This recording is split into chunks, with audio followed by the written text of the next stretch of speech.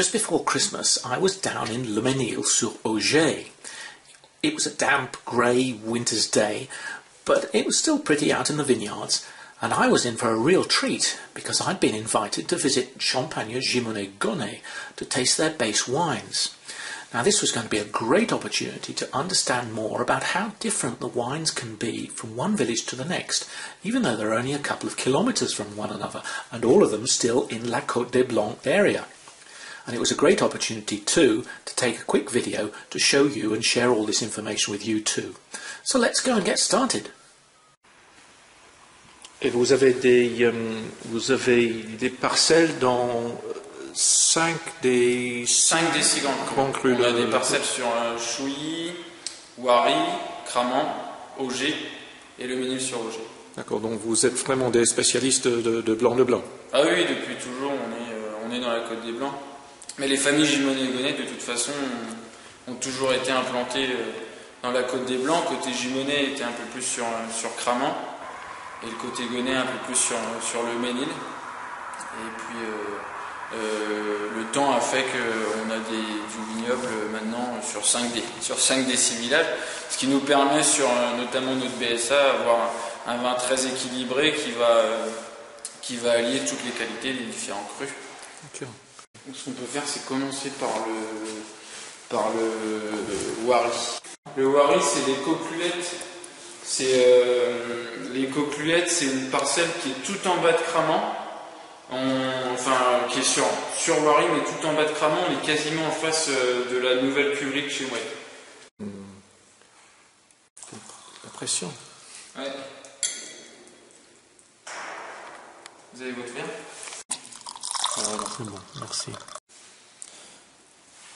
C'est très agrume, Ouary, là, je trouve. Au nez, je trouve qu'on est beaucoup sur... C'est un terroir qui est très fin. C'est tout en finesse, assez puissant à chaque fois au nez. Et en bouche, on a toujours déjà une belle rondeur qui sera quand même plus marquée sur Cramant. Et puis déjà une très belle longueur.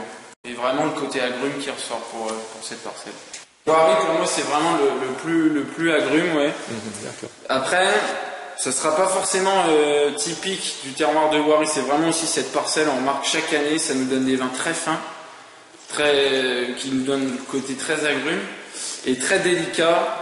Alors pourquoi? Parce que les coqueluettes à Ouary, c'est une parcelle qui a quand même déjà un peu plus de 70 ans. Ça donne toujours satisfaction au niveau des rendements et au niveau qualitatif. Chaque année, c'est une de nos cuves qui ressort toujours dans le haut du classement parce qu'on a tout simplement des vins déjà très délicats dès le départ. Ok, bon.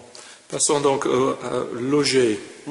C'est plus puissant que la cuve de Ouary qu'on a dégustée précédemment. Ça va être plus corpulent aussi en bouche. Mais on a toujours en fin de bouche cette belle finesse et une belle longueur qui ressort. Après on va faire Cramant, le Framesnil l'an dernier.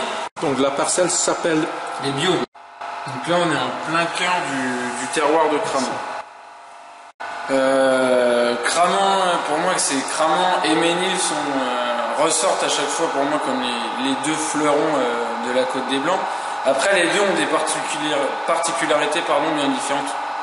Comme je vous le disais avant, pour moi Cramant c'est la rondeur, c'est des vins assez généreux.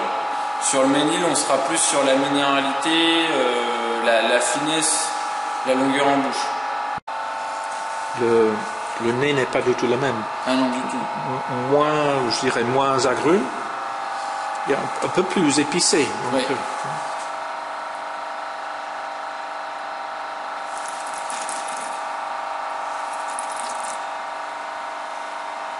Et en bouche, c'est bien différent aussi.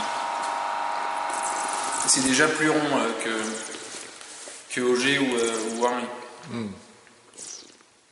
Je connais mes terroirs parce que depuis tout petit, on va dire qu'on m'élève au Cramant, au Mesnil, au Ouary, etc., au blanc de blanc.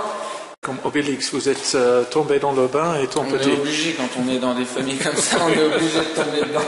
Et donc enfin, on a le Mesnil. Beaucoup moins rond que Cramant quand même. C'est plus tendu comme vin. Et pour moi, dans la Côte des Blancs, ce qui va ressortir vraiment comme très très minéral, c'est le Ménil. Pour moi, il y a vraiment le Ménil auquel on va associer le mot minéralité. Mais le Ménil, c'est vraiment le village de la Côte des Blancs qui demande le plus de temps avant d'arriver à maturité.